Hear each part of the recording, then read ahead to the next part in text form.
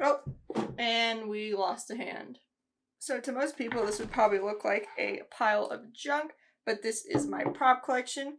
I like to photograph still lifes, and in those still lifes, I like to use a bunch of random and fun and sometimes disturbing props in my images. I'm just gonna take some of this stuff off right now, even though, I probably do look good in it. Look at these marks these goggles left on my face. Like, seriously, like the things that you do for the video. Also, like, these marks are going to be going away anytime soon, so might as well just do the whole video with them there. Alright, so the props that we're going to start with aren't the first props that I did end up buying. They're just kind of the ones that kind of snowballed, the whole effect. And, they are these hands. Oh, they still even have tape and fishing wire from the last time that I used them, because these actually are probably my most used prop as well. So these are hands, as you can see here, and I actually got these off of Amazon. And when I was actually looking for them, the right one, was super easy to find, but it was super hard to find a left one for some reason. So I ended up having to buy like a clear one, and this is like rubber as well as this one is plastic. So I ended up having to paint this one skin color, and it's seen some, wear and tear, so the paint's kind of chipping away as well. So I first bought these for a midterm assignment that I was doing for my location lighting class, and in the assignment we had to, create an album cover, so I chose to do a song called Heavy, and I used these. Alright, so another thing that I used for that assignment was this little anvil here, where I wrote the words heavy on it. I actually got this off of Amazon as well, but this paired with the hands ended up making a pretty cool image. I've yet to use this anvil again. I don't know if I will or not. Obviously, it does say heavy on it, but that won't be too hard to get rid of in Photoshop, so it's not like that would be a hindrance or anything, but I just haven't found another use for this yet. And then as you saw in that picture that I showed, I used this rope to hold up the anvil. Haven't used the rope yet again.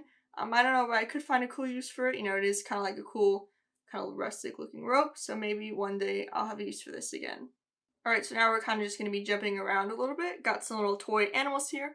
This little cow and a rubber duck as well. Even a little squeak squeak. So yeah, I got these for a little project that I was doing. Or I was kind of making, like common jargons or sayings in like little still life figures. So like, get your ducks in a row. Cat in the bag, when pigs fly. I had these glued onto the pig, but they have since fallen off. But yeah, just, like a lot of random little figures for that. I have a lot more, but, these are kind of, more interesting and fun ones in my opinion. Alright, so next we're going to be jumping into something that I made myself. So this is a little crayon cabin made out of crayons, Gorilla Glue, and a piece of paper that I glued to the bottom. So I made this for an assignment, which is kind of confusing to explain, but basically we had 3 items. And for the first kind of series of images, you just, show the items, plain by themselves. The second one was like 2 of the items combined together to do or make something. And the third one was kind of like all 3 items combined together. So my 3 items were crayons, paper, and then a knife. So for the second image, I just, did little crayon drawings on the paper that little kids would make. And then the third one was this little crayon cabin with like kind of cut out creepy little trees that, would kind of theoretically be cut out with the knife. So it would work with all 3 coming together. And I was pretty proud of, my coming up with the idea itself. And then also, making the crayon house itself. It wasn't actually that hard to make, just with the Gorilla Glue. It was just more of a pain to kind of clean up in Photoshop because I didn't do the cleanest of job when I glued this together, as you can see. Alright, so the next one is kind of a fun one. It is gold playing cards. And if you can believe it, I actually picked these up at a 7-Eleven. Because this was kind of when, I was into card tricks, and it was like, imagine, doing card tricks with these. That would be so cool. But I've yet to find a use for them for a photo. Probably wouldn't be that hard to come up with one in the future. Kind of the only downside is, it's kind of $100 bill back. I don't really like the way that looks, but, the front does look pretty cool, so that's probably what I would use if I were to use these for a picture. Alright, so these next 2 do go together. They're little syringes and little jars that you kind of put like drugs or chemicals into. So originally I got these for a different idea for a photo, but I ended up actually using these for my still life final, where we had to come up with 10 cohesive images, and I kind of picked like horror slash like disturbing images, and these kind of worked perfectly for it. So these paired up with the hands familiar, I made a drug photo kind of just showing what using drugs is kind of like. And don't worry, I do know it is weird that I own these. So next up we have a good old-fashioned Ouija board. I actually picked this up at a Spirit Halloween store because those places are really cool and have a lot of good stuff in them. Pretty simple one. It just has the board and then the little triangle thing with it. I attached a piece of fishing wire to it because I did a slower shutter speed, and then what I did is I just, with the string, dragged it along to make it look like it was, moving. And for those of you asking how I've never been haunted by this thing yet, I've never sat in a dark room with candles in a circle with my friends and tried asking this thing questions, so that's probably why I'm still here. But overall, the board does look pretty cool. I do wish, this looked a lot more scarier and not like it was just made out of plastic. But yeah, I think I got this for like $30, so it was a pretty good deal, and hopefully I can use it again. Alright, so while we're on the Halloween spirit store topic, next up is this little toy gun that I got.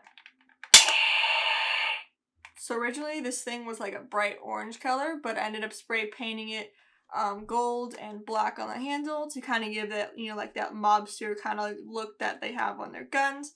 And I paired this along with kind of like a creepy clown mask and kind of made it look like it was shooting itself in the head. Alright, so last Spirit Halloween store item, and oh my god, I've never put this on before, but it smells horrible in there.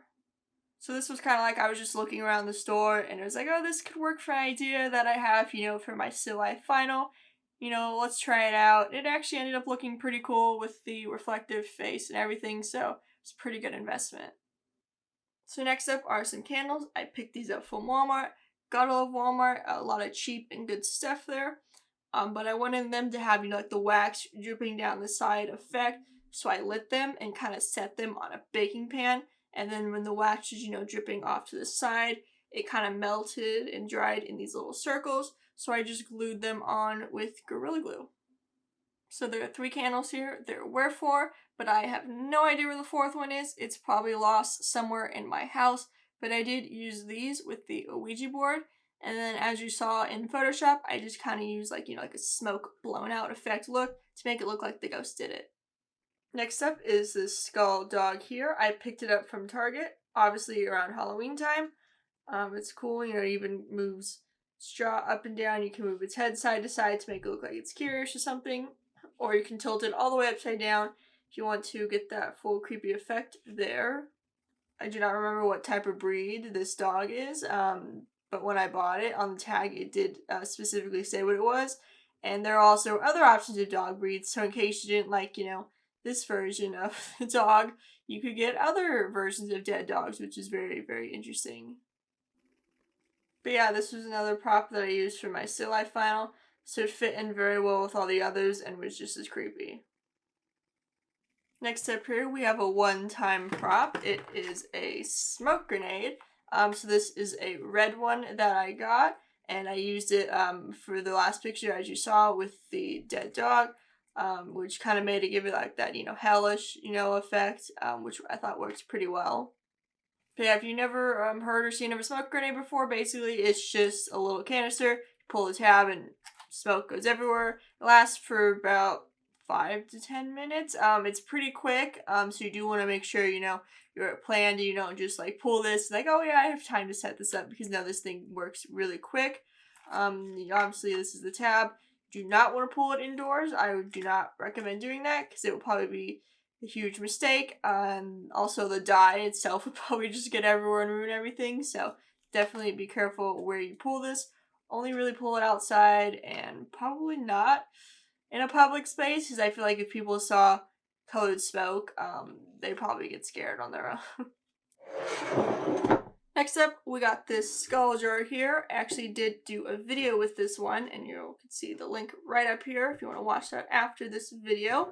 But yeah, this is a skull jar. I got this from TJ Maxx a while ago, around Halloween time, obviously, because it is a skull. But yeah, I just filled this up with a pink ice cream to make it look like it had a brain, and I thought it looked pretty cool. Doesn't this crown just look so good on me? I know it does. Yeah, it's just so perfect. So yeah, this next one is a gold leaf crown. I picked this up at a Greek festival because this is a very Greek-looking headpiece that, you know, people believe that the ancient Greeks wore. Never use this in a photo. Probably wouldn't use it for still life either. I'd probably use it for like a portrait if I were to ever, you know, shoot portraits again. Another object that I probably use for portraits if I were to ever shoot portraits again. But yeah, I picked up these cool goggles from my trip to Vegas.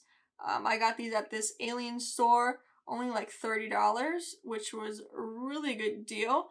The marks that they also left on my forehead from earlier are now gone, which is great. But yeah, just really cool pair of goggles. Even if I don't end up using them for a picture, still a really cool buy. Alright, so last object here, and we definitely saved the weirdest for last. So this here is a rubber head, and I have two of them here. So my dad got these from work. He works at a hotel, and apparently like some makeup artists left these behind because these are what people practice makeup on, which I don't see how because they are rubber, and I'm pretty sure makeup has a different effect on rubber than it would skin. But since I know nothing about makeup, who knows? But yeah, these are some rubber heads, and then on the back there's like these little holes, so you could probably like hang them up on stuff. But I don't know, these are pretty cool, pretty creepy looking. Don't know what I would use them in a photo for. Who knows, maybe if ever.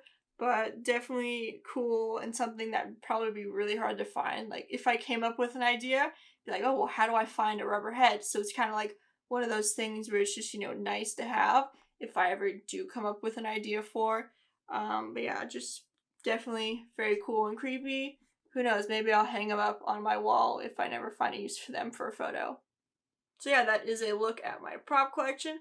I do have more stuff, but some of that stuff is kind of stored with the Halloween stuff because a lot of my props are kind of creepy and disturbing, like with Halloween decorations are. So that's why they are there, and they're stored up in the garage really high up, and I can't reach them. So fortunately, I could not show them to you. And then sometimes when I buy stuff off of Amazon, it has a 30-day return policy. So I'll use it in a picture and then return it, either because it was expensive or I just don't see another use for it. So for right now, this is my prop collection. Obviously over time it will, you know, grow because I do enjoy photographing still lifes because it kind of is, you know, the one aspect in photography where you have, you know, complete control over everything. You don't even really need to rely on another person because you can easily kind of do some of the stuff that I do all by yourself in a studio. And it's just really fun and kind of building stuff from scratch and kind of using a creative aspect outside of photography as well to, you know, come up with these cool, crazy ideas and then, you know, executing those ideas as well and then, you know, photographing those ideas. So it's just a very fun process for me. And also, as Halloween approaches, the Spirit Halloween stores are going to start to reopen again, and I'm just probably going to go on a huge shopping spree. It's stuck in my hair. Oh my god. Here we go. Come on. See what happens when you have long hair. It's not good. So I'm trying to remember how I tied this rope around the anvil, but I really just don't know how the fuck I did it.